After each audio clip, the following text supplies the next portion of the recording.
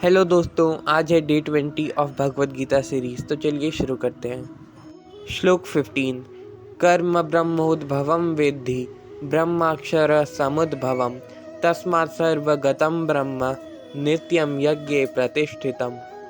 इस श्लोक में श्री कृष्ण कहते हैं, वेदों में सभी जीवों के लिए कर्म निश्चित किए गए हैं और वेद परम ब्रह्म भगवान से प्रकट हुए हैं। इसलिए सर्वव्यापक भगवान सभी यज्ञ कर्मों में व्यापृत रहते हैं। श्लोक 16।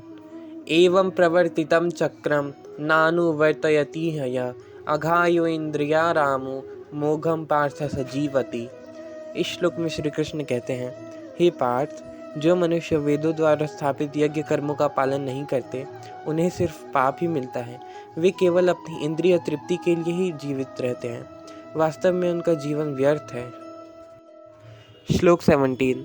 यस्त्वात्मरतिरेव स्या दात्मतृप्तश्च मानवः आत्मन्येव च संतुष्टः तस्य कार्यं न विद्यते।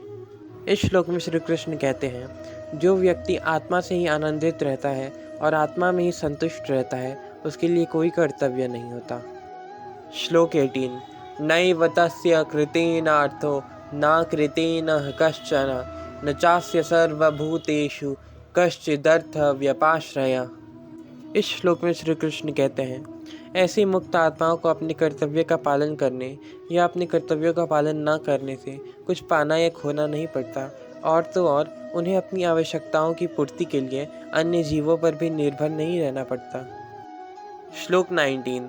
तस्मादसक्तः सततं कार्यं कर्म समाचर असक्तो याचरन् कर्म परमाप्नोति पुरुषः।